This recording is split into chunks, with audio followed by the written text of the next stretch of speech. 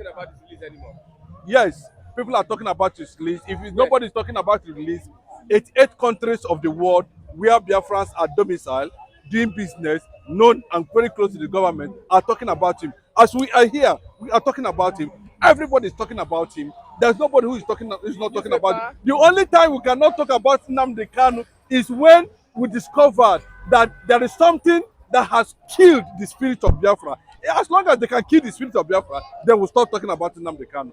Irrespective, as long as the spirit is still alive, the spirit is still alive, we continue to talk about Nnamdi Kanu, we continue to talk about Biafra, we continue to talk about those who are holding him under a particular agenda, those who are holding him under a particular interest, those who are stopping the Biafran Charter in the United African Union conference, a commission, those who are marching on it. But I will tell you that often and on, we will always continue to restart every process. We don't need the AU. AU we are there, ECOWAS we are there when Mali, Burkina Faso and the rest of them pulled out. So what is the relevance of AU? What has AU contributed to the development? What have they contributed to the development of Africa? They only go there as head of state to share loot they have stolen from respective countries of the African continent. That's what they do there. And AU as an ally. let me tell you, America does not need to consult AU before they give capital to move capital of Israel from Tel Aviv to Jerusalem.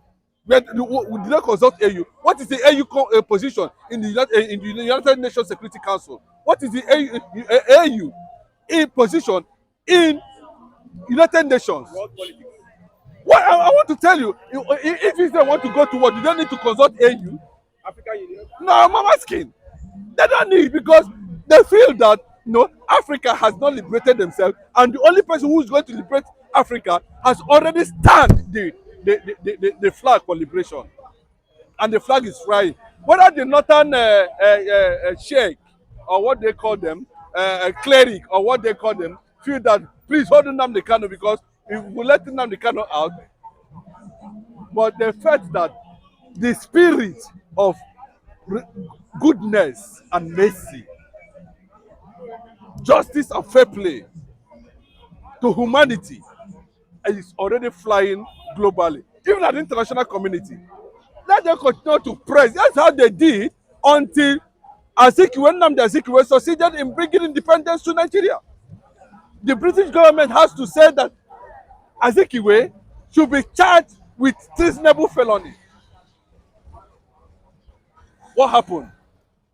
Igbo man fought for the liberation of Nigeria. Today, Nigeria rejected Igbos. Igbos are rejecting Nigeria. It's as simple as that. There's no magic. And that is where we stand. How can you be looking at injustice and you call it justice? Still, the same people are steaming all the 36 states of the Federation, giving Nigeria natural image. And that natural image is what we are saying, that we do not need restructuring, we do not need any kind of regionalism. What we are asking, and we are taking to the relevant countries of the world, to United Nations, anywhere, that of course, someone has said that we just want to inform you there's a process that's going on in Finland on December 2nd, and we feel that, of course, you should get it documented. We should extend correspondence to you, like he extended to Eastern governors. They should come, whatever it is, because if pictures does not lie, the Biafran spirit has subdued everything that has to do with Nigerian entity. Nnamdi Kanu has become a reference point of injustice and marginalization. If you look at the charter that established self-determination, according what is AU? The same AU we are there, Burkina Faso pulled out. The same AU we are here, Niger pulled out. ECOWAS, is it not under AU? Are they not having a kind of synergy? ECOWAS is a regional bloc that AU houses. You want to tell me the AU government, AU union, does not know that Burkina Faso has pulled out? I said it. They felt that they could not get it right, and they are not getting it right, and they will never get it right. Let them continue to hold him, Nnamdi Kanu. But could they hold the spirit? I said, kill Nnamdi Kanu, would they kill the spirit? So if the Northerners knows how to kill a spirit, then by the time they kill the spirit, they have killed Biafra. You know how it is with Yoruba media. Yoruba is the owner of Southwestern, media. Punch newspaper. Yorubas, they are into media currently. It's only Sun. The Sun magazine is where Igbo is having a say. You can see Champion. Champion is dead. Owned by Iwaya, Emmanuel Iwaya. So the Southwestern media are not talking about Nnamdi Kanu even, let alone what Nigerian military forces are doing in the southeastern Nigeria. All the military onslaught, Nigerian military onslaught, murdering eastern youths on daily basis. Yoruba media are not reporting it. It is only the Sun that sometimes throws some light, in that regard. Then again, social media, people are just reading what is happening in Igbo land on social media. I mean, Facebook, YouTube, and the rest of, social media giants. But on the newspaper, Nigerian journalism, they are not being professional anymore. Nigerian journalism is gone. Journalism, I know in Nigeria, is not as competent, very committed and resilient as they were known in the past. Presently, they are doing nothing. They are not, in fact, they have changed the narrative of journalism in Nigeria. They are not doing anything again. The newspaper, they are just writing another thing on issues of gossiping, Yahoo. I don't know whether you understand. Look at the issues bordering on dangerous policies this administration is coming out with. Nigerian newspaper are not writing about that. Nnamdi Kanu is going to court. Nobody knows. Nnamdi Kanu won many cases against federal government of Nigeria. Nobody knows. Nnamdi Kanu was freed by the court. Ordering Nigeria, the court freed him, ordered the Nigerian country to pay him certain amount and at least fly him back to Nairobi, where they abducted him. Nigerian newspapers are not writing that. They are not reporting. All they know is who will give them money. Journalism in Nigeria is gone under serious threats. I wonder in the next 2 years if we can actually go to newspaper and read at least valuable information anymore. Too much vices going on within Nigerian journalism now. The IPOB are not doing enough. Now the IPOB are doing enough, more than enough outside Nigeria. IPOB has covered the whole Asian continent, the whole Europe continent, the whole American continent, even Antarctica. Australia is not left out. Even Oceania. Yeah, Oceania, they are there. IPOB has covered the whole world, telling the world about what is going on, about Nnamdi Kanu case. Nobody is doing that in Nigeria here. There is a clampdown on IPOBs in the southern eastern hemisphere of the country, where you see Nigerian military tracking down the Igbo forest guards, ESN, killing them at random, killing Igbo youths that are agitating for their rights. No newspaper is announcing that. So what I'm trying to say is that based on professionalism of media, Nigerian journalism has failed. It has been monetized. I mean, money has overtaken Nigerian journalism. Nigerian journalism is not doing enough to bring information to our doorsteps, educating us on how hard killing is the current administration policies. They are coming out with cruel, ruthless, inhuman policies on daily basis. Muslim tickets. That is the reason why. Because when you talk about humanity, you know people that are human. When you talk about people that are so cruel, ruthless, heartless, in totality, you know them. Muslim tickets. Muslim man president. Muslim man come down. Muslim man president. Muslim man vice president.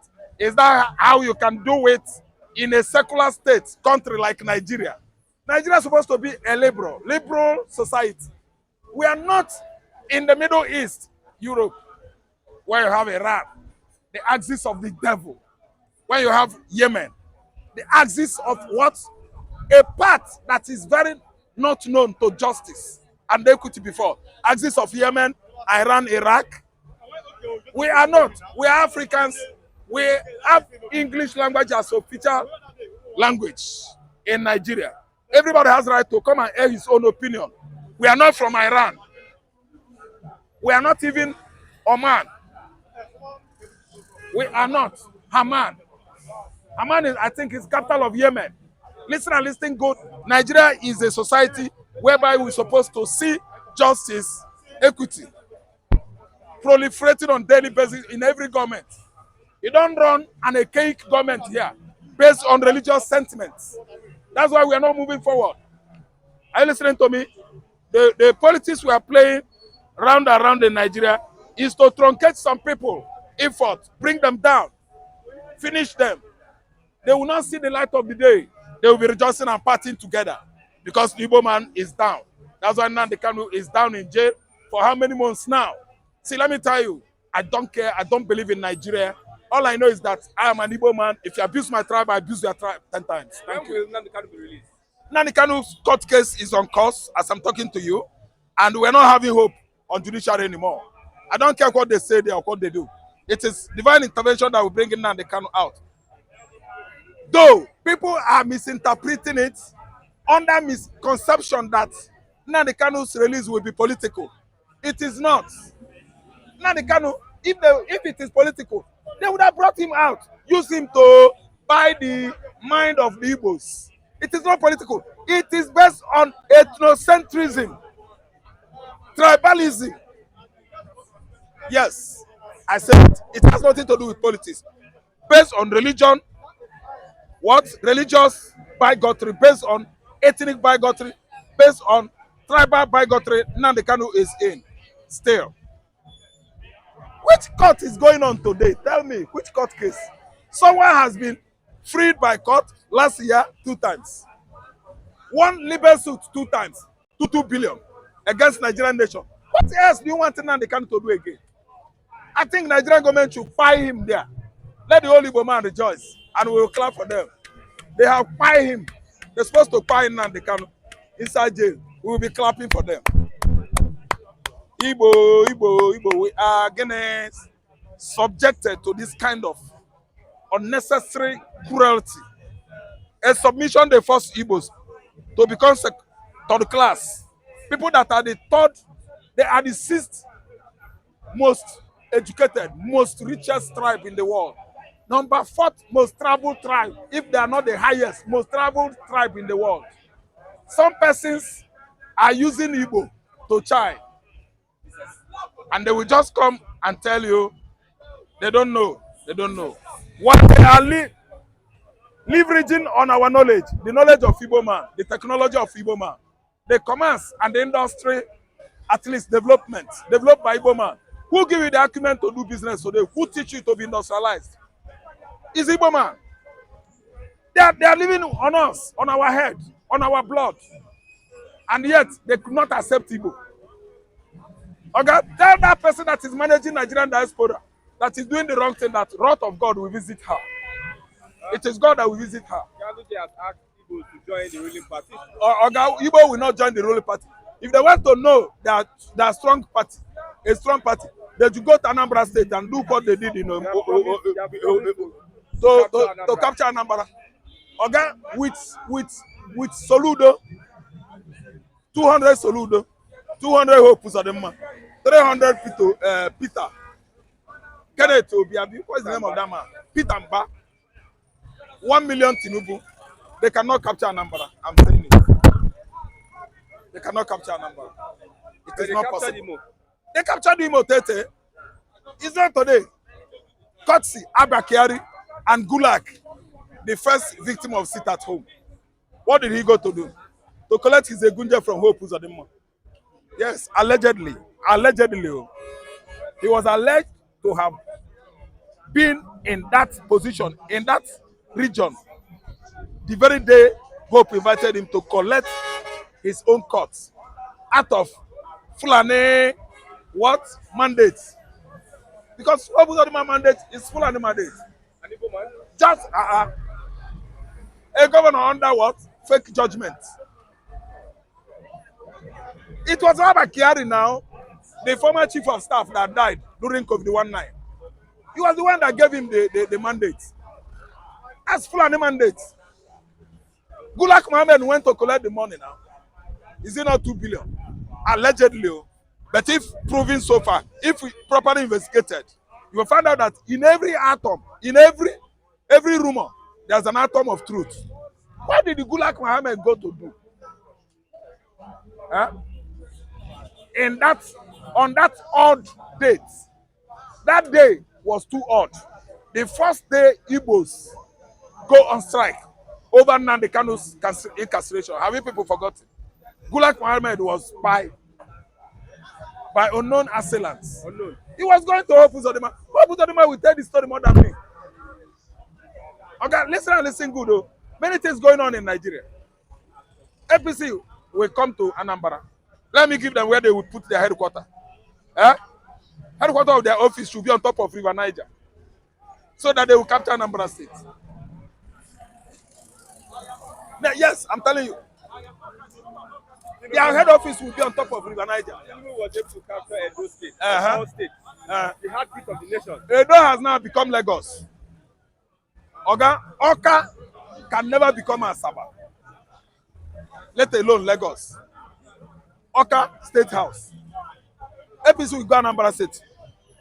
Build their headquarters on top of River Niger so that they will capture Anambra. Impossible. As they are pushing and booing Godwin Obaseki, we were all watching it. They rig it, they bully the governor, they beat the governor, they boo the governor, they humiliated the governor of Edo State. Are you listening to me? It was on camera. The whole world we are watching how Edo State governor was bullied.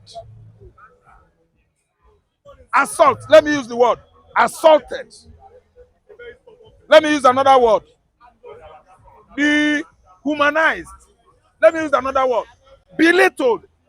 A serving governor with his veto power in his domain. Could you call that one election or what? Selection? No. Absolute uprising. There was much chaos going on that day. That was not electoral, how electoral process should be.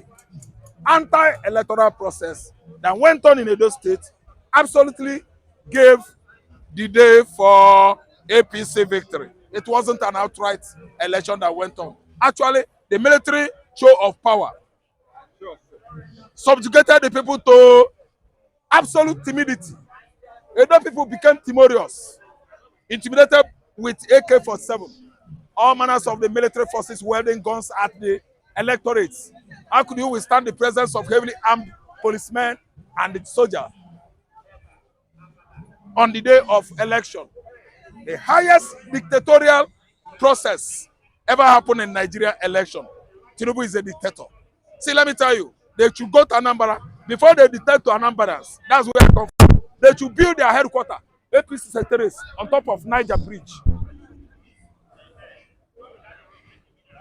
Okay?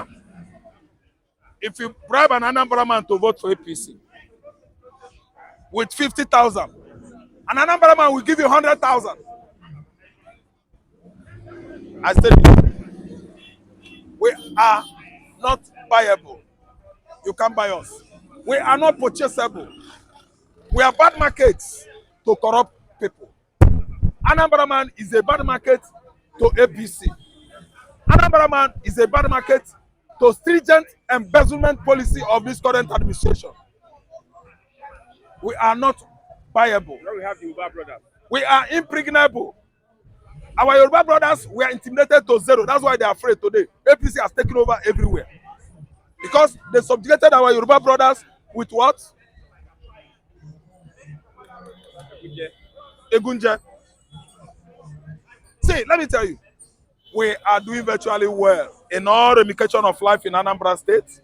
We are the first people that has given Africa as a black continent sense. We are the first people that has done this on the basis of what? Trading. We are doing well. Spiritual, or you call it religion-wise, we are doing well. On the basis of humanity, here we are. Okay? When you count about how many philanthropists you have in Africa, Igbo man is top 10. And from Anambra State. Tansi Wene is from Anambra State. Ateze is from Anambra State. Ateze is a giver. He was a giver. We are calling him Ato 1000 in 1970s. Meaning anywhere he goes, you don't out 1000. If you come to him, 1000 can build a house there. We are philanthropists. We have achieved many. Didn't you see Imo State? Abilego, that's why they fought for APC. Imo State, Abilego, they fought for APC. Imo, Abilego. You have APC senators in Anambra, Uba, Ekunife, and Co. Thank you. Ekunife. I know how they manipulated the election over there. And again, they voted Ekunife, the person of Ekunife. Personality won the election. Of those serving as lawmakers, APC lawmakers, representing Anambra State, you know, some constituency there. Ngiga own, from the axis from where he come, Ngiga will never fail any election there. Why? He did well as a governor of Anambra State. So what won that senatorial district for Ngiga is Ngiga's personality. Personality of Ngiga is a man of integrity. Anambrans love Ngiga till tomorrow. Now I'm giving you a history. That Ngiga actually opened our eyes on politics. The goods and the bads of politics, how security votes has become money, how much allocation that comes into the state. Ngiga open my eyes, open everybody's eyes in Anambra State. Because we are what? Business trading professionals. We are all merchandise, merchants. Anambra States are merchants, lucrative one. Anything politics doesn't concern Anambra man. Ngiga brought Suko to Anambra State politics. It is Ngiga. Personality of Ngiga won that senatorial district, not APC. Come what may, we are waiting for APC to come and take Anambra State. Let us. Okay, thank you very much, God bless.